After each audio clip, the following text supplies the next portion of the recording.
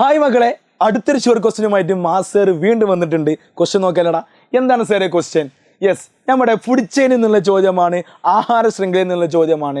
ഇവിടെ ചോദിക്കാൻ രണ്ട് രീതിയിലാണ് സാറേ. എന്താണ് കൺസ്യൂമർ അല്ലെങ്കിൽ പ്രൊഡ്യൂസർ ആരാണ്? പ്രൈമറി കൺസ്യൂമർ, ഒന്നാമത്തെ ഉപഭോക്താവ് ആര്? പ്രാഥമിക ഉപഭോക്താവ്. സെക്കൻഡറി കൺസ്യൂമർ, ടെർഷ്യറി കൺസ്യൂമർ ആരാന്ന് ചോദിക്കാം. അതല്ലെങ്കിൽ ചോദിക്കാൻ എന്താണ് അറിയോ? പോഷണ തലം കണ്ടെത്തുക. ഇതിലുള്ള പാമ്പിൻ്റെ പോഷണ തലം ഏത്? ഇതിൽ തവള ഉൾപ്പെടുന്ന ട്രോഫിക് ലെവൽ ഏത്? In which trophic level frog is included? ഇങ്ങനെയൊക്കെ ചോദിക്കാറുണ്ട്. നോക്കാലടാ മക്കളെ, നോക്കിയോ ഈ ചോദ്യം നോക്കിക്കോ. എന്ത് തന്നിട്ടുണ്ട് മക്കളെ? ആഹാര ശൃംഖല തന്നിട്ടുണ്ട്. നമ്മൾ ചോദിക്കുകയാണ് which is A primary consumer of this. ഇതിലെ പ്രൈമറി കൺസ്യൂമർ ആരാ? എൻ്റെ മക്കൾക്ക് അറിയാം, എല്ലാ ആഹാര ശൃംഖലയിലെയും ഒന്നാമത്തെ ആൾ എപ്പോഴും പ്രൊഡ്യൂസർ ആയിരിക്കും, ഉൽപാദകരായിരിക്കും. ഇത് പ്രൊഡ്യൂസറാണ്. ഗ്രാസ് പ്രൊഡ്യൂസർ ആണെങ്കിൽ ആ ഗ്രാസിനെ കഴിക്കുന്ന ഒന്നാമത്തെ ആള്, അത് കൺസ്യൂം ചെയ്യുന്ന ഫസ്റ്റത്തെ ആളാണ് എന്ത്? Primary consumer. ഇവിടെ പ്രാഥമിക ഉപഭോക്താവ്. അപ്പം നമ്മൾ ചോദിച്ചിട്ടുള്ളത് എന്താണ്? പ്രാഥമിക ഉപഭോക്താവ് ആരാന്നാണ്. ഉത്തരം എന്താ മക്കളെ? ഗ്രാസ് ഹോപ്പർ ആണ്. ഇനി എൻ്റെ മക്കളുടെ ചോദ്യം എന്താണ് മക്കളെ? ഇതിലെ ടെർഷ്യറി കൺസ്യൂമർ ആരാണ്? തൃതീയ ഉപഭോക്താക്കൾ ആരാ? എൻ്റെ മക്കളൊന്ന് കമൻറ്റ് ചെയ്ത്, പെട്ടെന്ന് കമൻറ്റ് ചെയ്ത്. ഓക്കെ, അടുത്ത ചോദ്യം എന്താണ്? In which trophic level does snake belongs to. ഇതിലെ ഏത് പോഷണ തലത്തിലാണ് പാമ്പുള്ളത്? പോഷണ തലം എങ്ങനെ സാറേ നോക്കുക? നമുക്കറിയാം, പോഷണ തലം നോക്കണമെങ്കിൽ ആഹാര ശൃംഖല നമ്മൾ എന്ത് ചെയ്യുന്നു? ആദ്യം മുതലേ എണ്ണുന്നു. ആഹാര ശൃംഖലയിലെ ആദ്യത്തെ ആളാണ് ഒന്നാമത്തെ പോഷണ തലം, ഫസ്റ്റ് ട്രോഫിക് ലെവൽ. രണ്ടാമത്തെ ആൾ രണ്ടാം പോഷണ തലമാണ്, സെക്കൻഡ് ട്രോഫിക് ലെവലാണ്. അങ്ങനെയെങ്കിൽ പാമ്പ് വരുന്നത് എത്രാമത്തെ ട്രോഫിക് ലെവലാണ്? എണ്ണി നോക്കല്ലേ, എണ്ണിക്കോളൂ. ഇത് ഫസ്റ്റ് ട്രോഫിക് ലെവലാണ്, ഇത് സെക്കൻഡ് ആണ്, ഇത് തേർഡാണ്, ഇത് ഫോർത്താണ്. അഥവാ പാമ്പ് വരുന്നത് നാലാമത്തെ ട്രോഫിക് ലെവലിലാണ്, സ്നേക്ക് വരുന്നത് ഫോർത്ത് ട്രോഫിക് ലെവലിലാണ്. യെസ്, ഉത്തരം നമ്മൾ ഇത് കൊടുക്കുന്നു. ഫോർത്ത് ട്രോഫിക് ലെവൽ, അല്ലെങ്കിൽ എന്താണ്?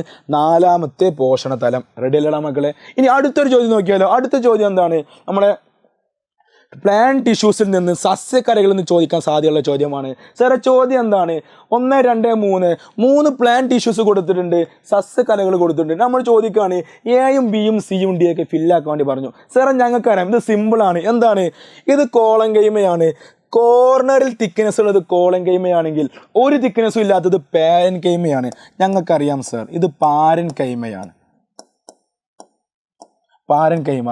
എല്ലായിടത്തും ഫുള്ള് ചുറ്റിനും തിക്നെസ് ഉള്ളത്, എല്ലാ ഭാഗത്തും തിക്നെസ് ഉള്ളത് സ്ക്ലീറൻ കൈമയാണ്. അതും ഞങ്ങൾക്കറിയാം.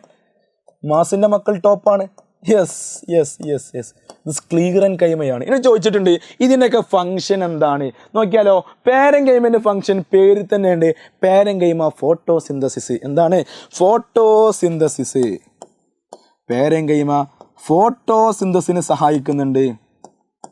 ഒരു ഫംഗ്ഷനും കൂടി ഉണ്ട് മക്കളെ, ഫുഡ് സ്റ്റോറേജിൻ്റെ ഫംഗ്ഷനുണ്ട്.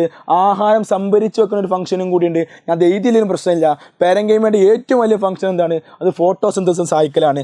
എഴുതുന്നു. എന്തുകൂടി എഴുതുന്നു? സ്റ്റോറേജ് ഓഫ് ഫുഡ് എന്നുകൂടി എഴുതുന്നു. ആഹാര സംഭരിക്കാൻ സഹായിക്കുന്നു. ഇന്നെന്താണ് കോളൻ കൈമയുടെ ഫംഗ്ഷൻ? എന്താണ് കോളൻ കൈമയുടെ ഫംഗ്ഷൻ? എന്താണ് മക്കളെ?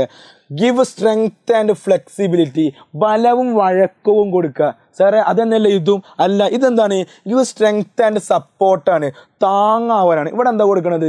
ബലവും വഴക്കവും കൊടുക്കുക. Strength and flexibility.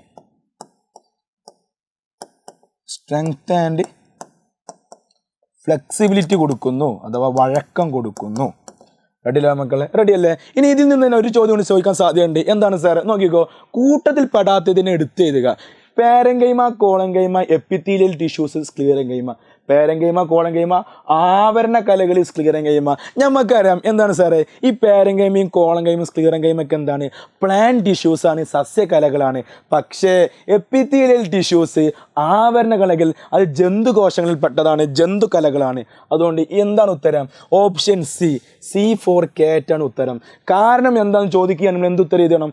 ബാക്കിയെല്ലാം പ്ലാന്റ് ടിഷ്യൂസ് ആണ്, സസ്യകലകളാണ്. എന്നാൽ എപ്പിത്തീലിയൽ ടിഷ്യൂ മാത്രം, ആവരണ കല മാത്രം എന്താണ് സാറേ? അത് ജന്തു കലകളിൽപ്പെട്ട കൂട്ടത്തിൽപ്പെട്ട ആളാണ്. റെഡിയിലാടാ മക്കളെ? സെറ്റല്ലേ? എൻ്റെ മക്കൾക്ക് ഉത്തരം അറിയാമായിരുന്നെങ്കിൽ എൻ്റെ മക്കൾ എന്ത് ചെയ്യണം? കമൻറ്റ് ബോക്സിൽ സാർ എനിക്ക് അറിയാമായിരുന്നു എന്ന് കമൻറ്റ് ചെയ്യണം. Okay ready? എൻ്റെ മക്കൾ എന്ത് ചെയ്യാം മക്കളെ? സെറ്റായി നമ്മൾ ഷുവർ ക്വസ്റ്റ്യൻസ് ഒക്കെ സെറ്റ് ചെയ്ത് പഠിക്കുക. പ്രഡിക്ഷൻ ലെവൽ കാണുക. എല്ലാം അടിപൊളിയാക്കി എൻ്റെ മക്കൾക്ക് എന്ത് കിട്ടും? A+ കിട്ടും. A+ കുറഞ്ഞ് ഒന്നും നമുക്ക് വേണ്ട. റെഡിയിലാ മക്കളെ? 28ാം തീയതി എക്സാം എല്ലാവരും എന്ത് ചെയ്യുക? അടിപൊളിയായിട്ട് പഠിക്കുക കേട്ടോ.